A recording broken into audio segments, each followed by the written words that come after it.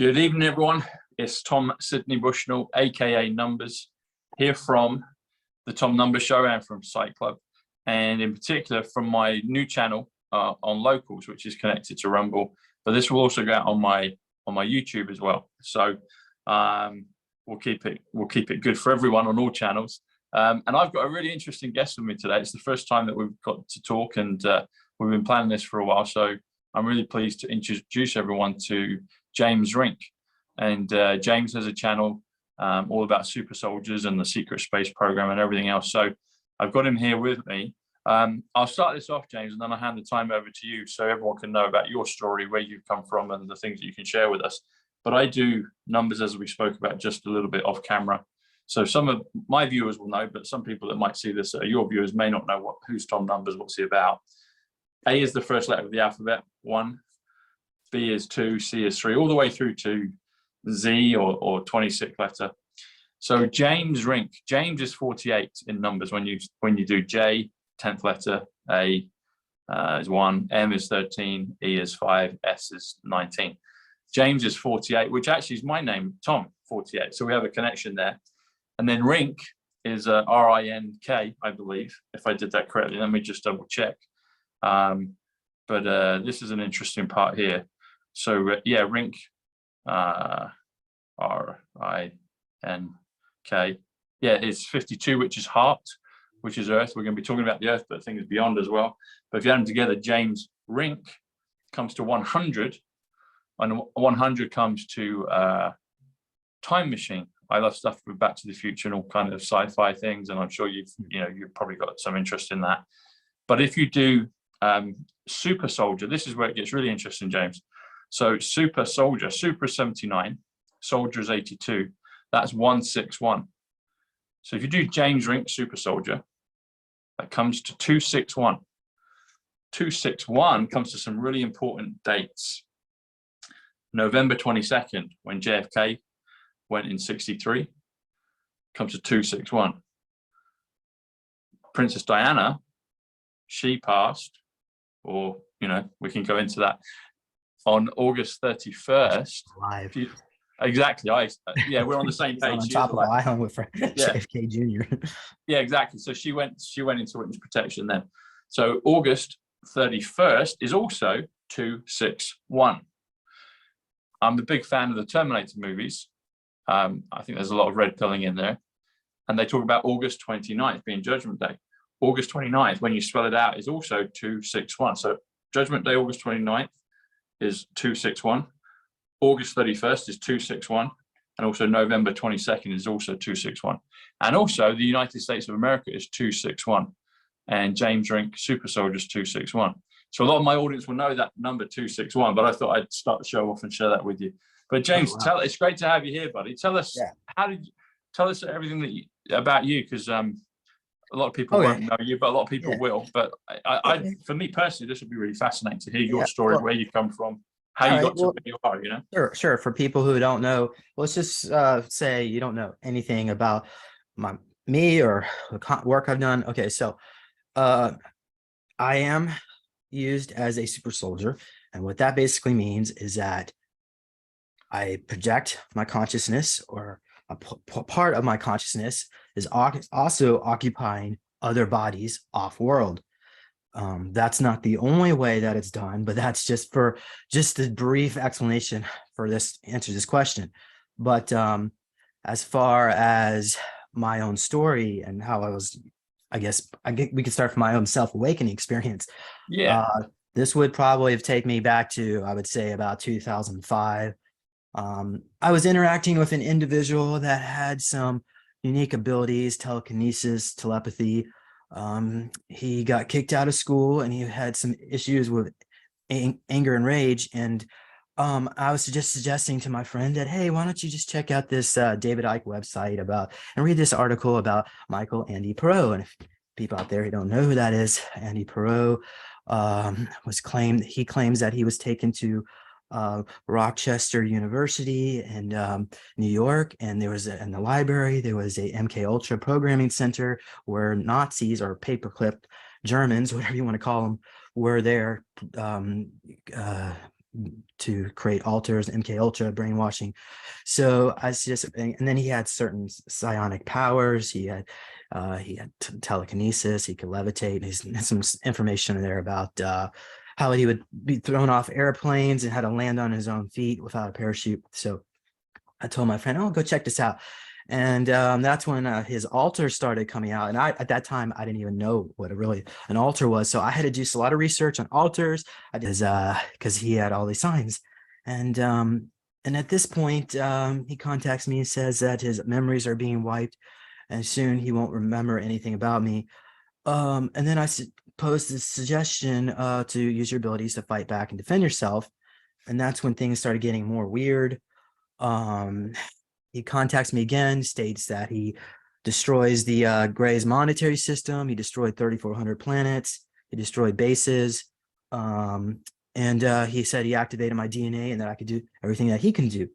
So I'm like, okay, well, I'm like, okay, maybe I'm just part of him is Alpha's rocker or what, I don't know, but I'm just here to listening. Okay. And then let's see, let's progress here a little bit further on. After he said he activated my DNA, the next night I went to bed. When I woke up, because I slept in a sleeping bag that night, and I had these claw marks, 3 claw marks going down my shoulder.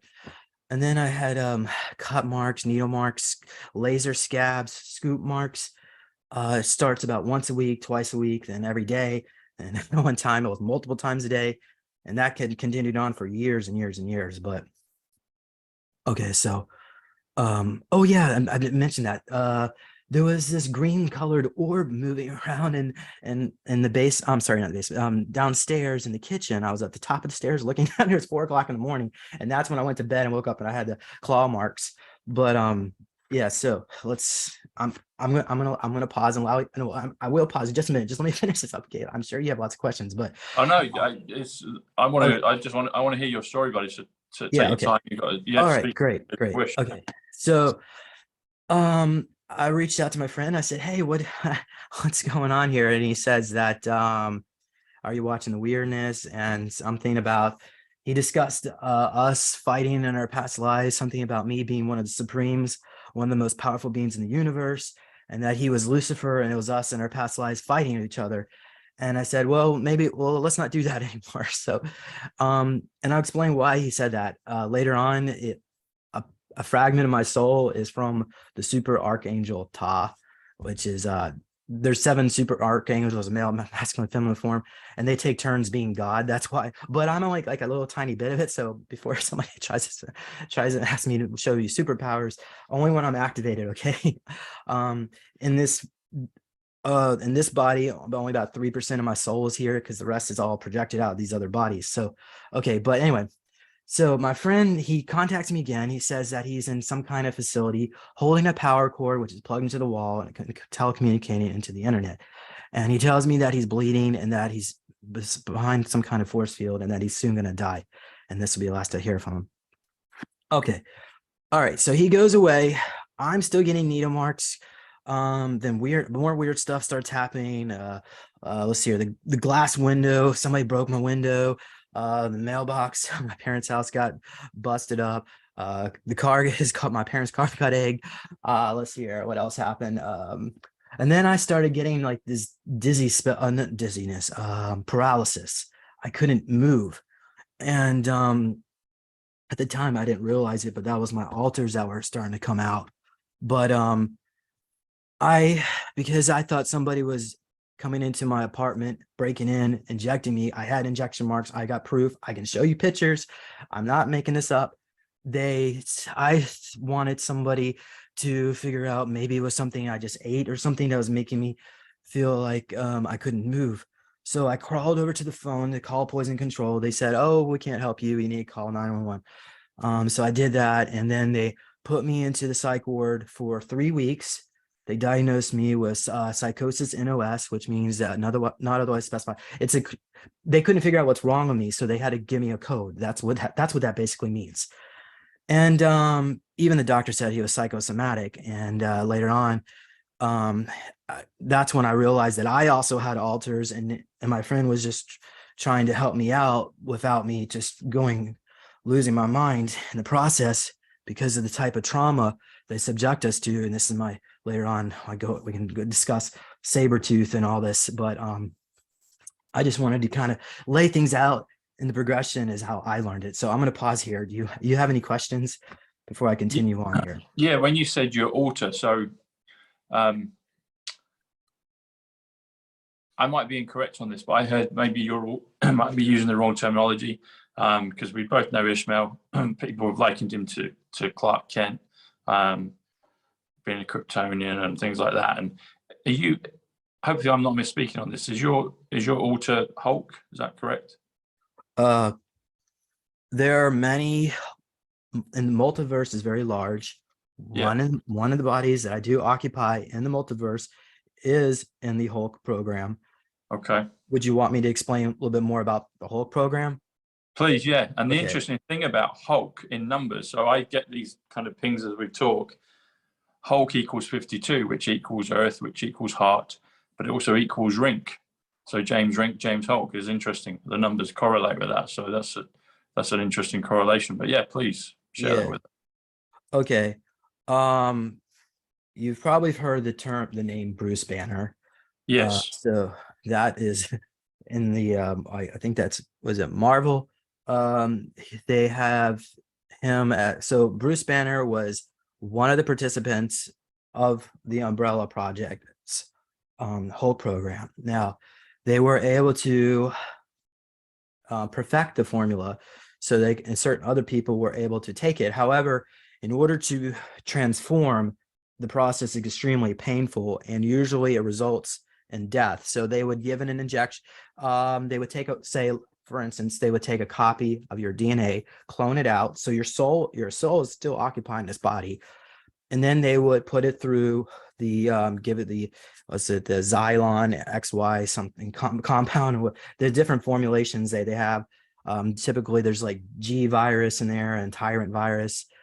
So these are like some like alien AI type goos in there, so it causes all these mutations. But typically the clone bodies would die. So sometimes they would put them in the regen tank, but most of the times the DNA was damaged. So each time it was very painful too to go for the transformation.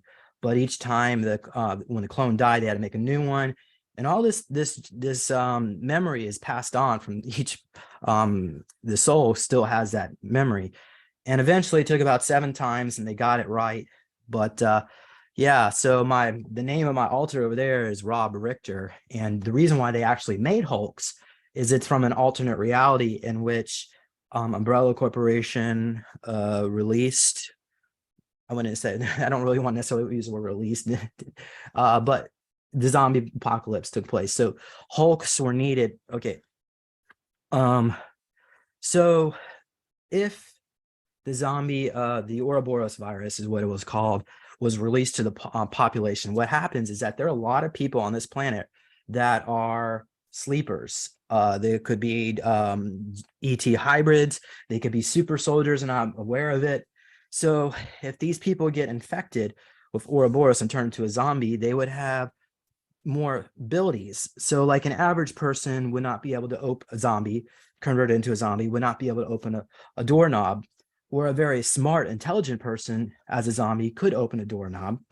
Whereas, say, a super soldier could walk through a door, okay, and levitate. So these type of people needed special types of termination squads, and that's why they made the Hulks, because the Hulks were immune to the Ouroboros virus, but not the other type of virus, the tyrant and the Veronica virus. But okay, so that's what I know about Umbrella. I mean, I don't know if you want me to go too much more into that, but did I answer your question? Yeah, that was good. Yeah, thank you. It's interesting as well because I just looked at what Incredible Hulk would be. So that's, you know, the kind of the term, the way that in the Marvel comics, the Incredible Hulk. So Incredible Hulk is 133, which is Terminator. And you just talked about the termination squads.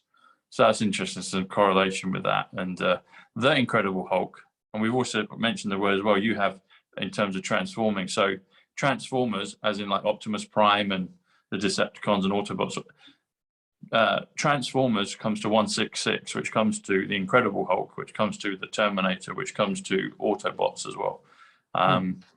Comes to the White House as well, which is interesting. And it also comes to the simulation. So I've been doing a lot of stuff recently about simulation and the simulation matrix that we perhaps could be in, which it feels like at the moment. So yeah, please carry on, buddy. Yeah. All right. How about we can discuss about the leaks at Aden? Are you familiar with leaks at Aden? No, I'm not. Tell us. Okay. How do you spell links to Darden? How do you spell that? Lickshsoldaten. Licksedaten. It's Sorry, buddy. Say that again. Just it's German for light soldier, but Licksedaten. Lickshsoldaten. All right, so Licksedaten. Licksedaten. Okay. Yeah, there are 7 different types of super soldiers, and I've already explained. Of course, Licksedaten would be one of them. But there's sorry, buddy. Is that Lickshol? No, it's Lich. Yeah, leak like it's like. Hang on, you have to slow it down for me. I just want to get this correct. So, sorry, just if you would just really slow for me. I. Yep. C. Yep. T. Yep. H. Yep. S. Yep. O. Yep. L. Yep. E. A. T. E. N. E. N. Yeah. T. E. N. Yeah. So licked and then sold, and then ATEN at the end. Okay. Yeah. I got it. Yeah. I got it. Thanks, buddy. All right, so we got 7 different types of super soldiers. Maybe we could start off, the average sacrificial lambs. Okay, these are typical grunts they would send out in the battle, and a lot of times they die. Sometimes they can be brought back and reanimated. I know the header material discusses this. There was a dome underneath. It's north of Orlando where they were taking these soldiers from the Iraq War, dead soldiers, reanimating them and trying to convert them into super soldiers.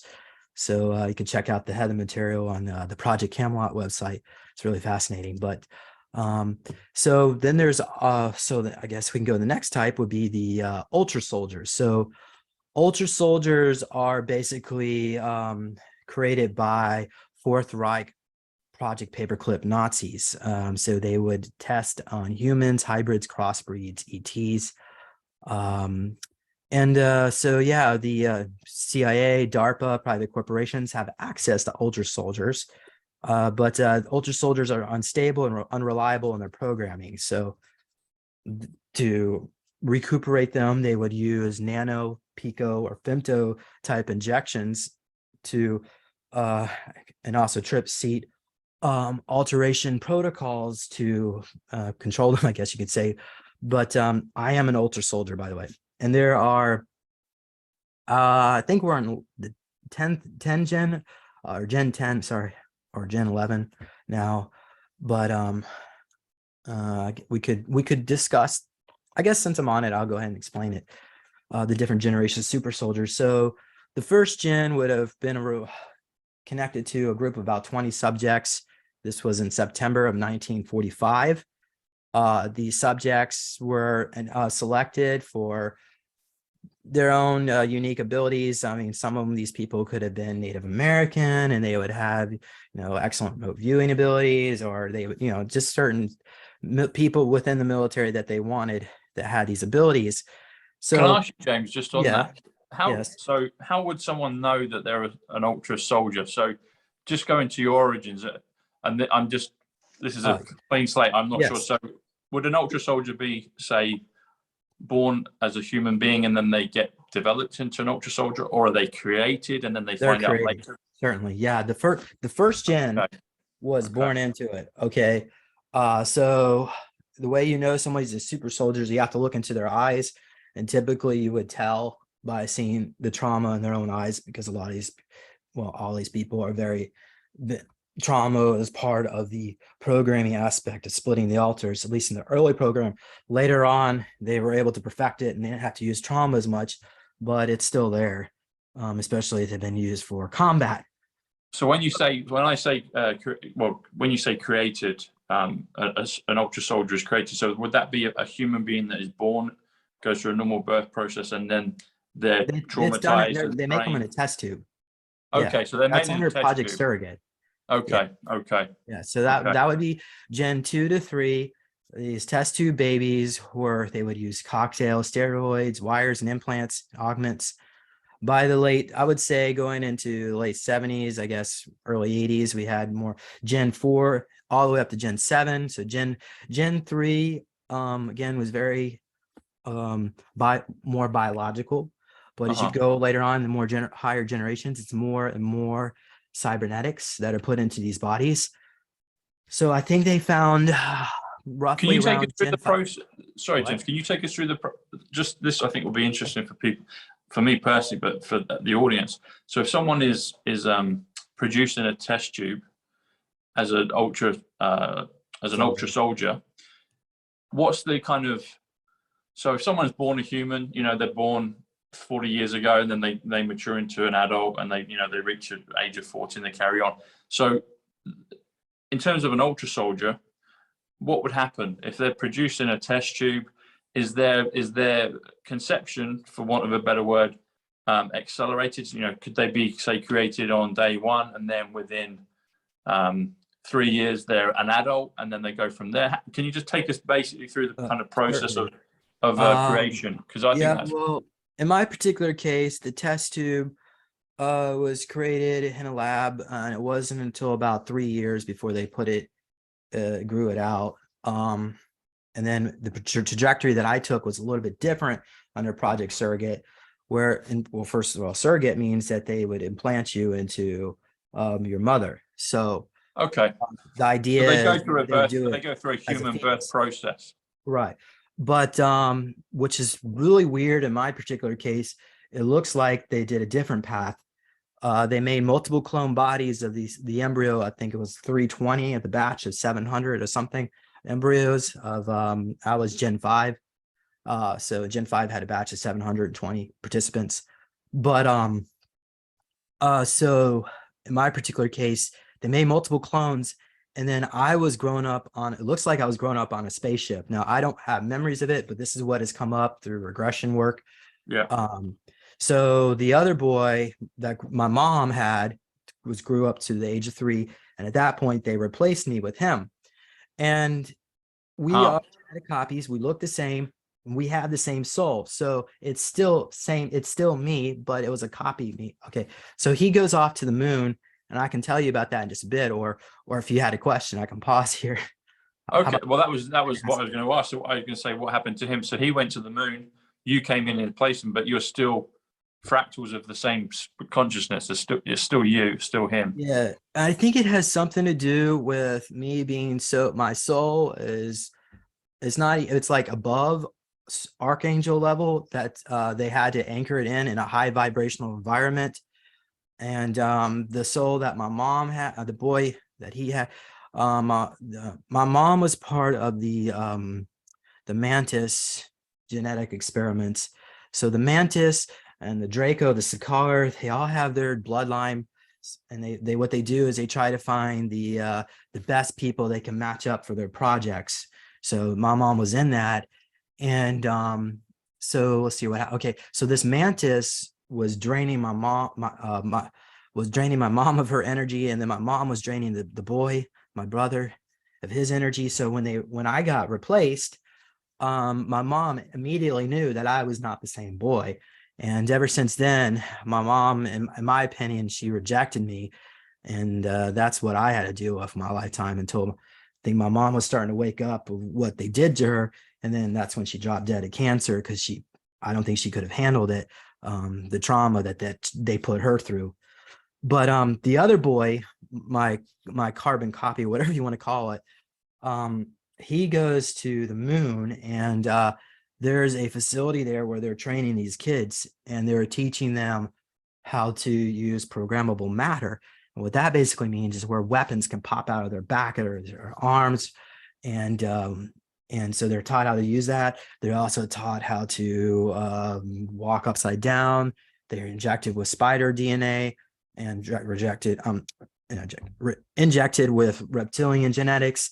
And he's put in a pod with, there's 4 pods in this facility of kids, and he's in pod number 4, and pod number 4 is maintained by the reptilian known as Mune, M-U-N-E-E is how you spell his name. But there would be this queen reptilian that would come around every now and then to check up on all the pods and the progress of all the kids. And evidently she wasn't happy with Mune's performance, so he's dead now, but whatever, I don't care. You know, it doesn't matter. I did survive processing. So the stakes were high. I mean, I graduated, but I can't say it's, you know, I'm too proud of any of that, but, you know, it wasn't much of a choice. Let's see here. I think there was something else. When you say you weren't proud of it, what do you mean? Well, when they train you as a super soldier, some of the things they would make you do is, it doesn't matter. I don't want to think about that, but, you know, okay. There were times, you know, They're like Kingsmen. They okay, let me explain something. I was working with this lady. She said that she was getting these memories of this facility. And she said that she remembered me going in there rescuing her. So we did this regression work together. The reason I'm bringing this up is because I think there's a possibility that that also happened to me, or she might have been seeing my own experiences. But at least that's what I think. I think I was the one that was going through that. Now, so that gives you some examples, some of the type of traumas that we were exposed to. So, okay. Did I answer? What is the point of the super soldier program? Is it just Dracos and reptilians doing certainly, just, you know, crazy experiments and just doing their bidding? Well, in Montauk, we had a group of what we call the Thuban Draco, and these guys were, their soul was like one of the lower level managers from hell occupying these bodies. And what they wanted was to create a new world order where they thought that they could rule the world and maybe usurp their higher ups in hell using us. They wanted us to send in angels, technology to occupy these bodies, and they thought that traumatizing us would make us more like them, serving them. They hope we could, but ultimately what ended up happening is that we transmuted them instead from their negativity, and I guess they moved on. As far as, you know, Montauk is concerned, it's not even here anymore. It's in a pocket reality where this stuff takes place. But anyway, I don't need. So you're saying now, so then super soldiers are able to, or in your case, able to escape from that nasty training that they put you through, and then you're able to defeat them, and then you go on your purpose and your mission to do. It wasn't like that. No, there's more and more training. They would take you to planets like Centaurion, where they would put you in the jungle, and there would be some kind of alien creature in there, and the goal is to hunt it. Most people died, and then they would put you in the regen tank, and they would have to do it again. So there's no death out there. They have holographic medical regeneration technology, which can reanimate the dead up to 2 weeks. And even then they have time travel tech. So if you've been dead for 2 weeks, they can go back in time and get you when you weren't. So there's no escape. There's no suicide. You can't get away from any of this stuff. But it's pretty brutal out there. Are you out of it now? No, absolutely not. No, I'm still active, but I'm active in other parallel tracks, body tracks. So at Umbrella, I'm still Rob Richter over there. Over on Mars, I'm still Derek Reinhold. On the moon, I'm still James Ring. There's another altar that I have. That's I wouldn't call it an altar, more like the Hobie Baker aspect of it all. That's one of the reasons why they chose me. You know who Hobie Baker is? No, tell us. Roughly around 1910. Hobie Baker played for Princeton University, but a hockey player. But he they went into the national leagues and also MVP football. But that's why they gave me my last name as RINK, because I was a star hockey player back then. Yeah. So in World War I, he was an ace fighter pilot, and on the last day of the war, last day he was also stationed as, I guess I was in the Army Air Corps at that point. His plane went down over France, and it was not, I don't think there was like a little bit of fog, but it was nothing he couldn't handle. So remote viewing that, of course, to see one of these Fifth Reich vessels decloaking, coming up, and pulling them out of there and putting another clone body back into the plane, and they took them off and used that body for their experiments. They're in particularly looking for people that are athletes to become navigators, because athletes have the ability to see in their mind projections, like things that are going to happen in the future, such as like movements of meteorites and so on, and dodging all that. So that's why they need athletes out there. And I was used as a navigator for Darkfleet. My alter name there was Bertram. And I have a little bit of memories of that, but they suppressed pretty much most of that. But it's a third class navigation asset on the I think it was the Aphelion, which is the it's like the flagship of Darkfleet. But I mean, I was only third class, so I'm not even sure how we got in there, because that's only reserved for like officers that are supposedly, a cushy job officer kind of thing. So whatever. Anyway, okay. What else would you like to know? Well, there just seems so much to know.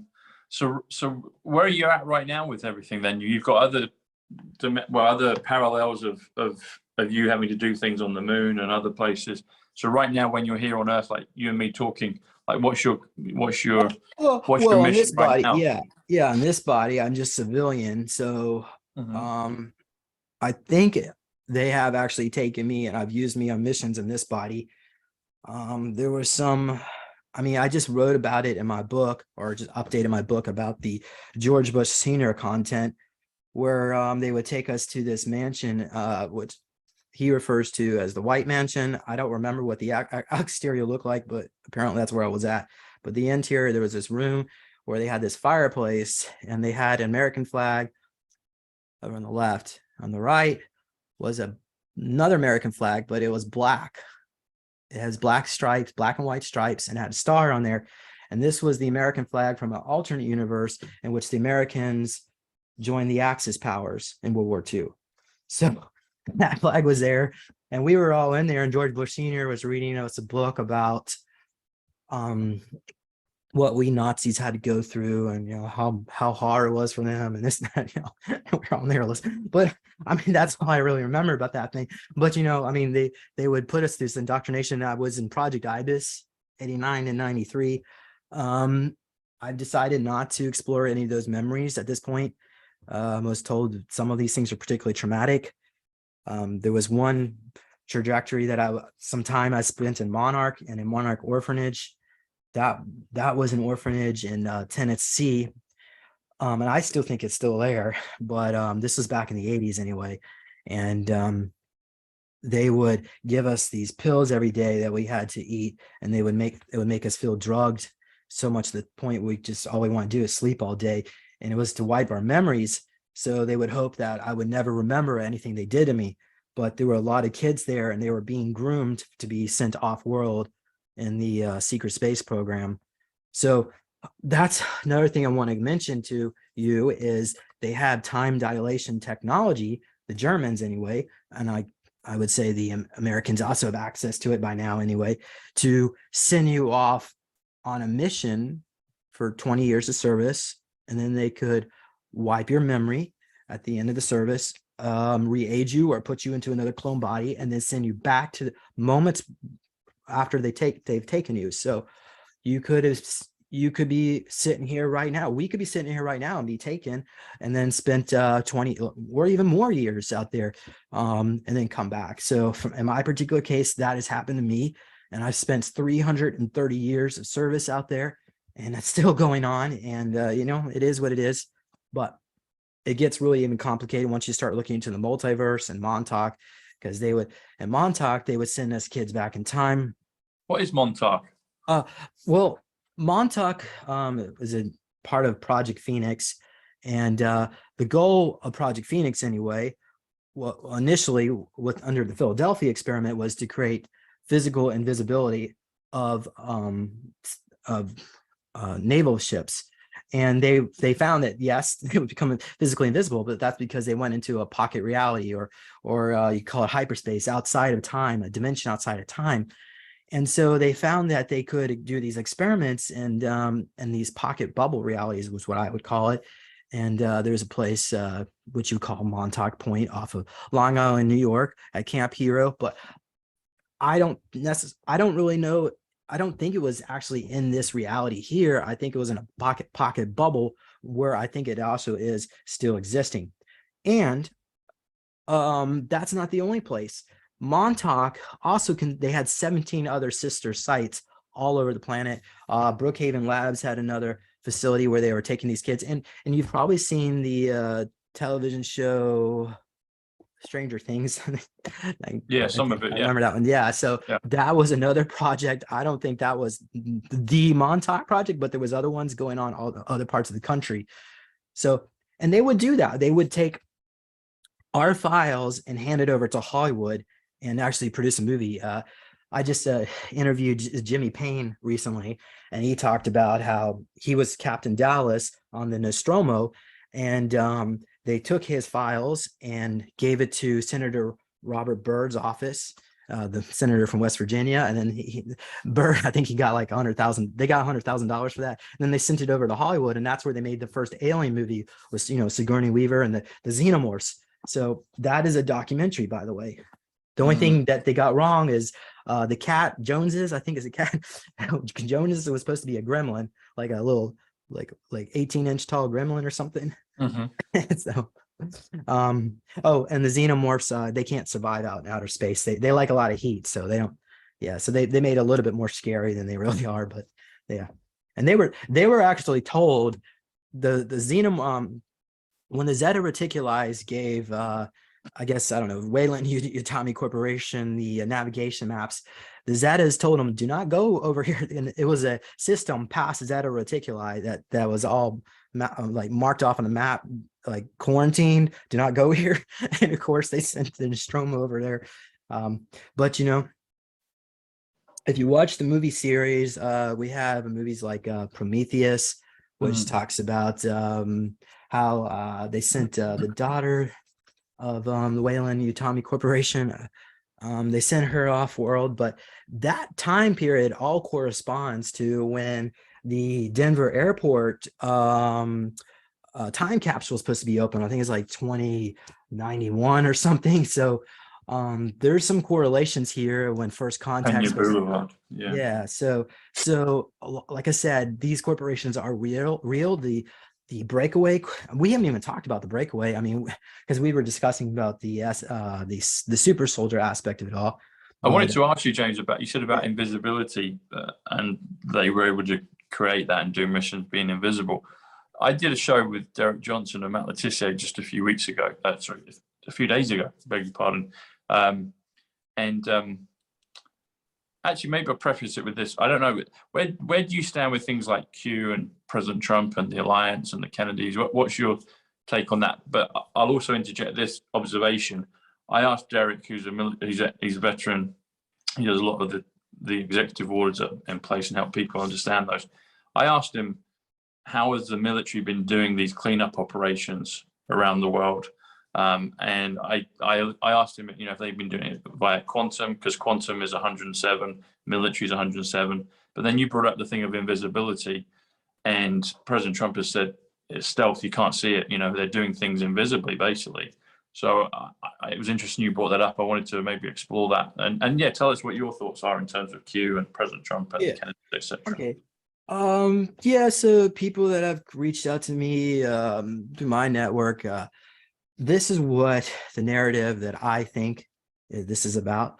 And if you want to accept it or reject it, it's totally up to you. You just okay. But okay, yeah, we all have our thoughts on it. So Q movement, yeah. So Q, it looks like that it was set up by John F. Kennedy, the first president that was assassinated. So he set it up, and after he was assassinated, the Q movement continued on the process, and So Q stands for the quantum supercomputer, but it's a lot more than that because they are interacting with particular grays from the Galactic Federation. And these beings have technology that's even more advanced than looking glass technology or a typical quantum supercomputer, whereas they can see the entire multiverse. So when Q says, trust the plan, it's because they've already seen all possibilities. So because they already seen the multiverse, they know what everything that could possibly go right or go wrong. So as far as, yeah, apparently Trump is part of the Q network, and and it continues on even into the future, the different time travel divisions. Yeah, the future is kind of hazy when you look into it because there's so many, the multiverse is so extensive, but I certainly think that they have access to time travel technology. It does look like John Trump, Trump's uncle, was friends with Tesla, and it does, as crazy as it sounds, it does appear as if Donald Trump has traveled back in time, back to the 1920s, to meet with Tesla and John Trump to hash out a plan, and the plan basically is dictated for secrecy. And eventually the goal was to put all this advanced Tesla tech into the hands of some of the white hats. So when the time would come to tell the public, all this advanced technology would come out along with the money of the Saint Germain trusts and also different types of world trusts and the prosperity programs that was set up by certain robber baron family members that wanted to help humanity instead of just rape them. But okay. Yeah, we're on the same page with all of that, buddy. That's excellent. Right. I concur with all of that. Yeah. Wow. So, and in terms of the invisibility, we're probably going to have to wrap up in a few minutes, James, but I'd love to carry on in the future and do other things with you on this, because I can see you've got a lot of things to share, and we're kind of relaxing into it now, and people, I think, would love to hear more. But maybe if we can finish off on the invisibility part, just if you could go into that a little bit more, and have the white hats been using that? They've definitely been using time travel. One thing I wanted to say is time travel in numbers is 125. John Kennedy in numbers is 125 as well. And where Tesla lived for at least 10 years in Manhattan in the New Yorker hotel, that's on 8th Avenue. 8th Avenue is also 125. And Dark to Light, one of the Q posts, is 125 time travel. And Project Looking Glass is also the best is yet to come, 228. Or the Project Looking Glass is 261. And you talked about JFK. We talked about JFK at the beginning. I feel personally that somehow JFK went into witness protection, or was protected at some point with that, like his son, and also Diana and a whole bunch of others. So, but yeah, if we could finish off on the invisibility thing, that'd be sweet. That'd be awesome. I knew a Kennedy too, but I don't know if you want to go invisibility, we can discuss that. So I mean, they have different chameleon class technology that can, if you are one of these super soldiers that have these implants put into you, or in my particular case, I have, because I'm an ET hybrid, I have different organs inside my body, which are not multiple different types of organs that are not normal. So my physiology is not a typical human, according to my DOD records that were handed to me from somebody over at Oak Ridge. So chameleon class technology can cloak it so it wouldn't show up in MRI. But as far as physical invisibility, typically would be passing through dimensions. I do think that some of these super soldiers have that ability, especially like typical type of Kruger runners.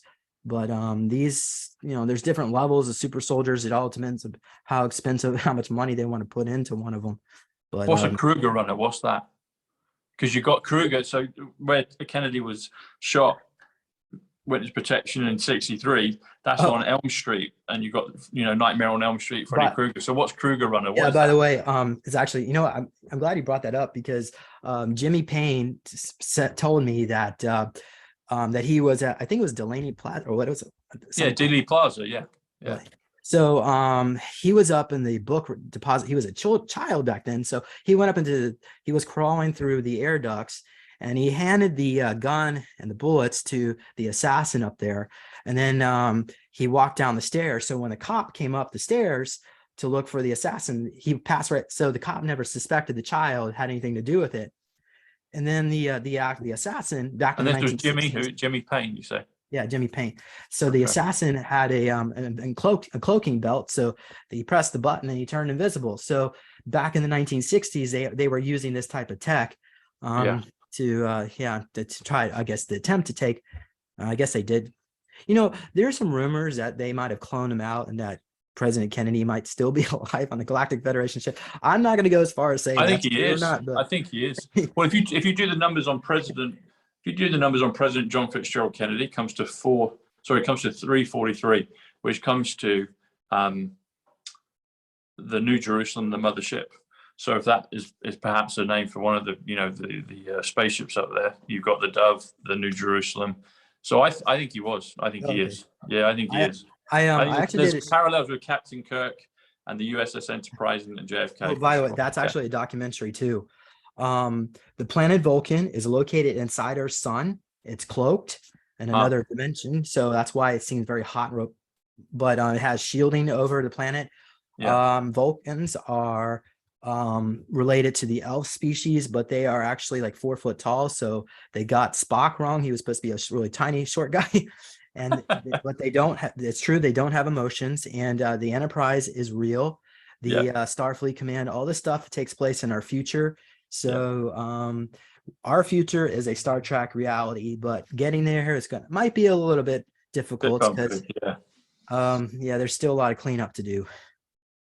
Well, buddy, it's been really fun. I've really enjoyed it, and love to do it again with you.